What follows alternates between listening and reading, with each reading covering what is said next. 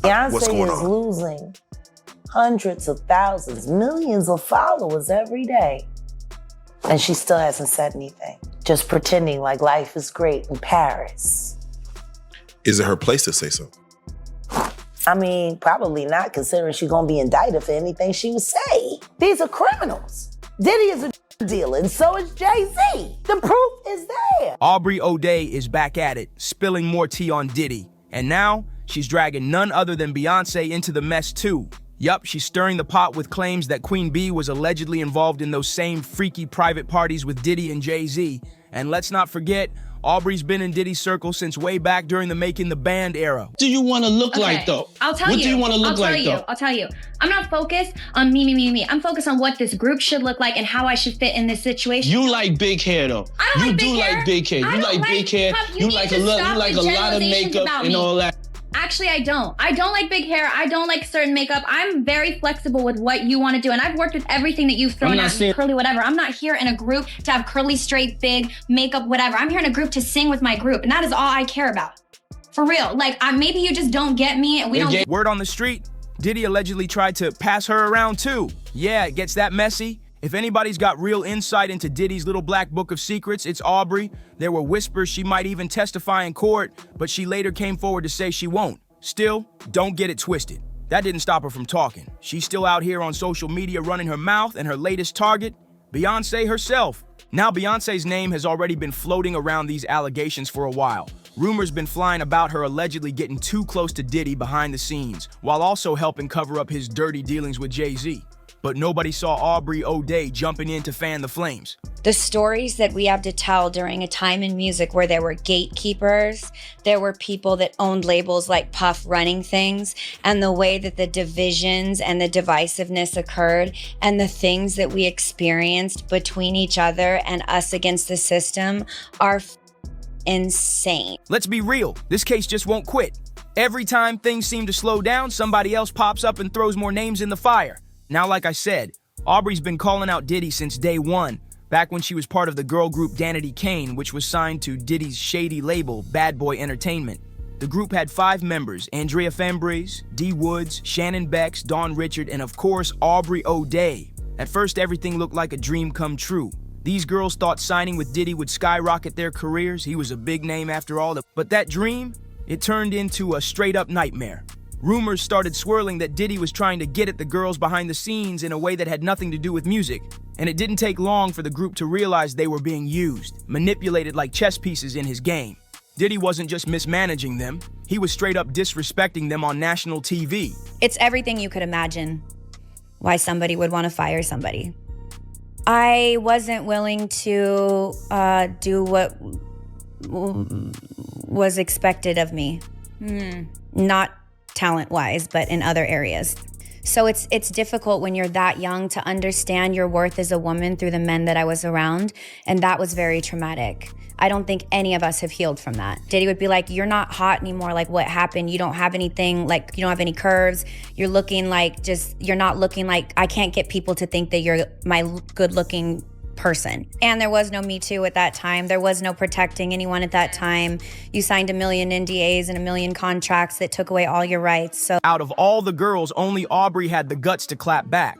While the others stayed silent, Aubrey stood her ground. She exposed how Diddy was purposely stirring up drama between the girls, creating tension, fake beef, and setting them up to see each other as enemies instead of a team. Aubrey didn't hold back. She said Diddy used to body shame the girls constantly. Anytime they gained even a little weight or switched up their hair like any regular woman would, he'd start throwing nasty comments their way. It was like they weren't even people to him, just dolls he thought he could control from head to toe. And once again, the only one bold enough to push back was Aubrey.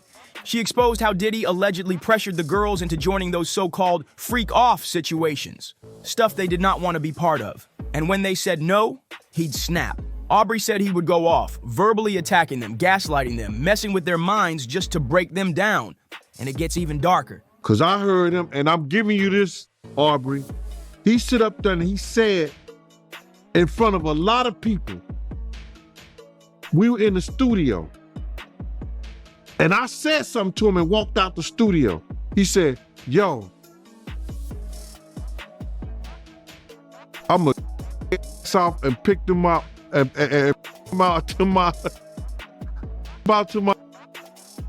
said, I'm gonna them out.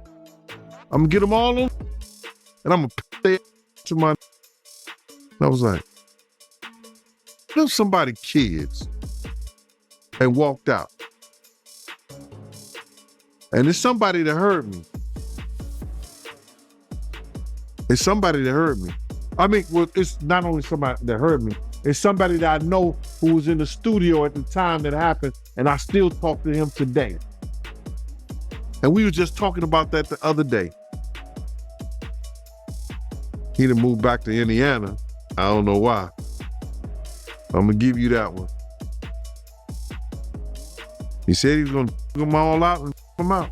Diddy's own former bodyguard, Gene Deal, said he once overheard Diddy talking wild, allegedly bragging about what he was gonna do to the girls and how he planned to put them out to his boys like they were party favors. That's sick! And just when you think it can't get worse, boom, more comes out. Word is Diddy started scrambling as soon as Cassie filed that lawsuit. He allegedly tried to get ahead of the storm by rushing NDAs to his former artists like they could just sign away the truth. So get this! Diddy hit up Danity Kane with some paperwork trying to get them to sign over their publishing rights. Yup, he wanted to keep full control of their music while continuing to cash in millions off songs he barely even promoted after the group fell apart. And he's been sitting on that bag for decades. But guess who saw through the mess? Aubrey. She was the sharp one in the group and straight up told the girls not to sign. Why? Because by now, let's be real, those old tracks barely get any streams or sales. The girls wouldn't have made more than a few pennies off them anyway. So Aubrey was like, why give him anything more? I have to release him for any claims or wrongdoings or actions prior to the date of the release. I have to sign an NDA that I will never disparage Puff, Bad Boy, Janice Combs, or Justin Combs' music or EMI or Sony ever in public. So that you just got recently for this thing? I got it a few months ago when he started doing what's in the news this. now? So what's happening is artists, some of them, not all of them, are being given streaming royalties and ownership back over our publishing on songs that we wrote at a time when you know that you have to stream a song 1 million times to make a cent. Yeah. Okay? It's hundreds of dollars.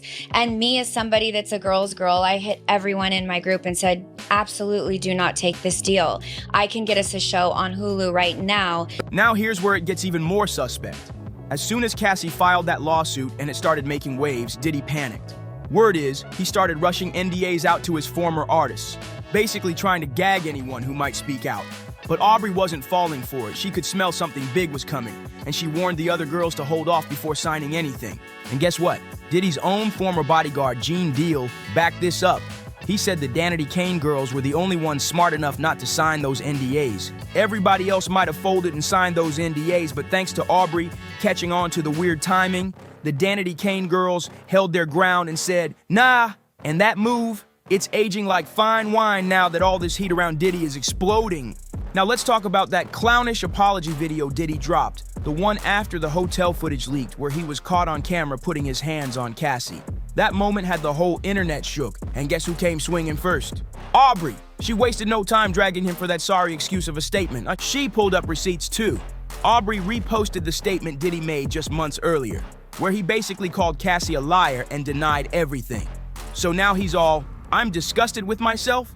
Please. Aubrey wasn't having it. She said straight up, he wasn't sorry for what he did, he was sorry the world saw it. She clapped back hard saying, he did not apologize to Cassie, he apologized to y'all for witnessing it, and if he was really disgusted with himself, he wouldn't have put out that bogus denial in the first place.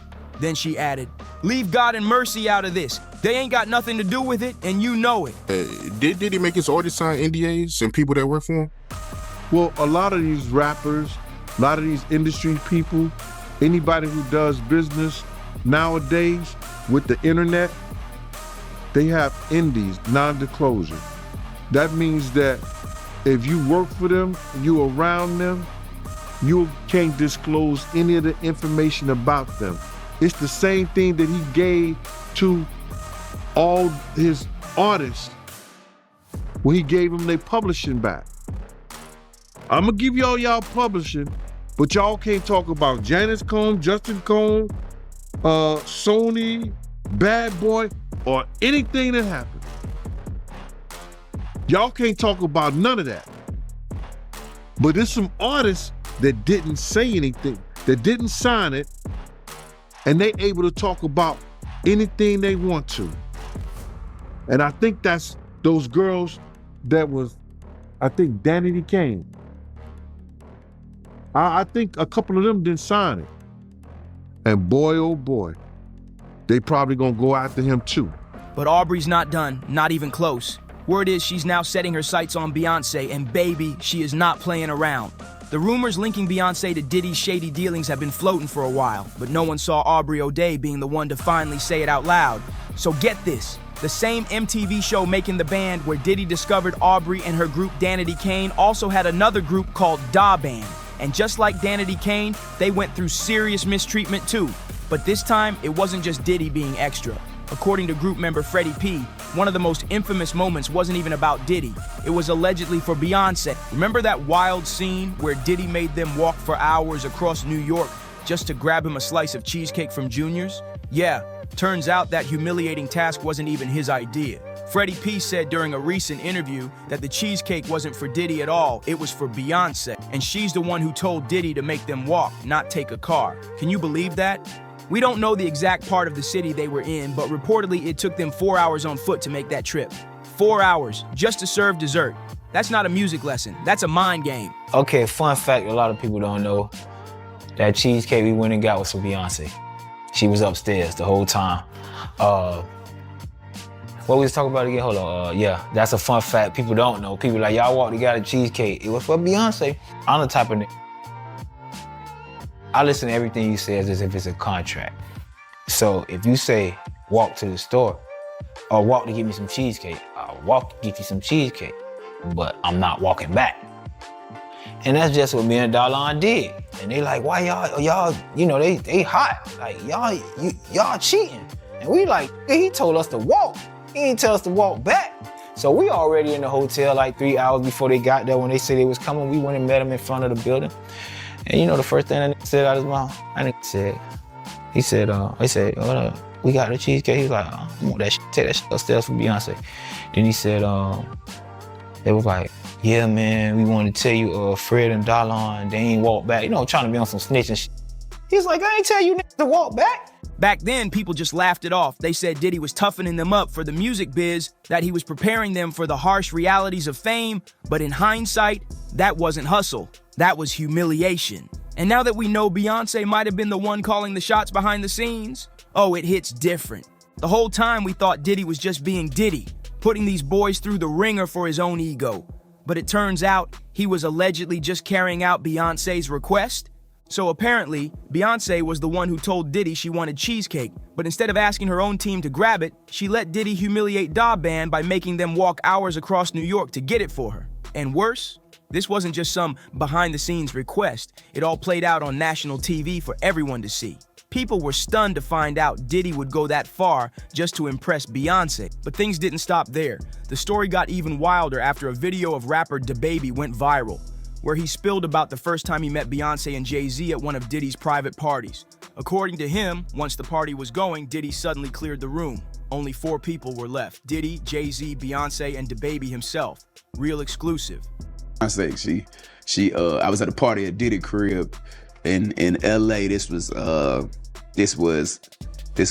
beginning of 2020. You know what I mean? Diddy had put everybody else out the crib. Like the influx of people, he had put them out. But he had took a liking to me in particular around the time, man. It was really, you know what I mean, like putting his arm around me. Right. So he had put majority of the people out, but he allowed me to stay in there. Mm-hmm. Me and, you know, maybe about 15 others, you know. Right. Jay-Z and Beyonce being, you know, 2 of the other 15 people in the room. So that'll just put it into perspective of the type of company I was in at the moment, you know. And she came over and introduced herself to me like as if she had to. Right. Beyonce, cut it out. But I'm a big fan of your work, you know what I'm saying? Whoop the whoop, and that was just dope. That was dope as hell to me, man. That was dope. Now here's the part that had people raising eyebrows. DaBaby said Beyoncé started talking to him a lot, like she really went out of her way to introduce herself to him. And let's be real, Beyoncé introducing herself? Come on now. Everybody on earth knows who she is. That move came off way too calculated. And according to Jaguar Wright, this whole meeting wasn't random. It was a freak-off setup. She claims Beyoncé was allegedly trying to seduce DaBaby, aiming to get with him behind Jay's back. Why? Jaguar said it's because Jay-Z's getting older and might not be, holding it down like he used to. And now the streets are talking. Aubrey is allegedly claiming that Beyoncé was messing around with Diddy behind Jay-Z's back. Word is, Jay was the one who originally introduced Bey to Diddy, but somewhere along the line, things took a left turn. Next thing you know, there were secret link-ups, shady activity, and it all started spiraling from there. What he is a broke-down Mandingo fighter still working on behalf of the NFL. That's what he is. Period. You want to know what else I also find funny? That he did that interview with the DaBaby person who sat there and told him about when he met Beyoncé. Y'all remember that? That happened on Shay Shack. And he talked about how he was at the Diddy party at Diddy's house. And how after, the festivities were winding down and it was getting later into the middle of the night, approaching 3 a.m., Diddy got rid of almost everybody, but he let DaBaby stay behind with him and his close friends. And then he talked about how Beyoncé was there and Jay-Z was there. Not at their house, at Diddy's house. And how Beyoncé presented herself to him, and she didn't have to do that because he knew who she was and he couldn't believe she was talking to him. But she approached him, kind of like how she approached that old friend of his when he said that he was at the party and the little people was there, and she asked him, "Isn't this sexy?"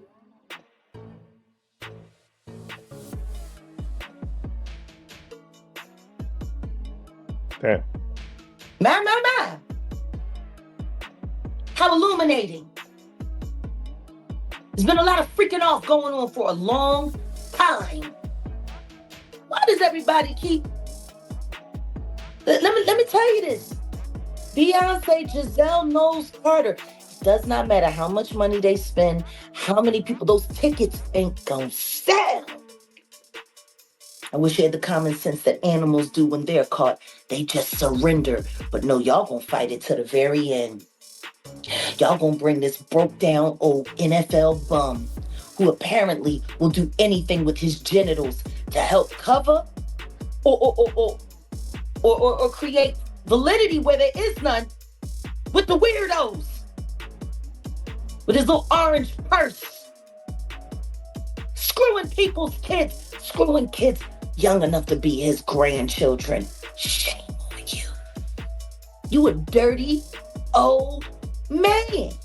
Period. Now, whether these claims Aubrey's making are facts or just whispers, one thing's for sure. It's getting real messy out here. And with the way these bombshells keep dropping, it doesn't look like the drama's slowing down anytime soon. As always, the internet's got opinions. Some folks are already convinced that Jay-Z and Beyoncé are way too close to this whole Diddy situation to stay untouched. One person even said, "I don't see how Jay-Z and Beyoncé can possibly stay out of Diddy's trial and not end up facing charges too." Who? And let's not forget, there's a long list of other powerful people who were in the same rooms at the same parties and allegedly saw everything go down. We're talking disturbing allegations of high-profile folks participating in abusing young people, some not even of age and many who didn't or couldn't give consent. The fans are praying that these victims, those who've stayed quiet for too long, finally get the justice they deserve. One person online said, "Beyoncé being on tour right now ain't even about the money, it's damage control. She's trying to flood the internet with family-friendly moments, pictures of her and the kids, trying to remind folks of that perfect image." But then they added something real telling. That man she married used to jump on stage at all her shows. Now she's doing it solo. I bet her story ain't too different from Cassie's. Whew. So now I gotta ask, What do you think about all this? Is Aubrey really exposing Beyoncé for something big? And do you believe she actually saw what went down between Bey and Diddy behind closed doors? Let me know your thoughts in the comments below. Don't hold back. And if you thought this was messy, click on that next video because, baby, it only gets wilder from here. Don't forget to like, subscribe, and share this video so more people can get in on the conversation. See you in the next one.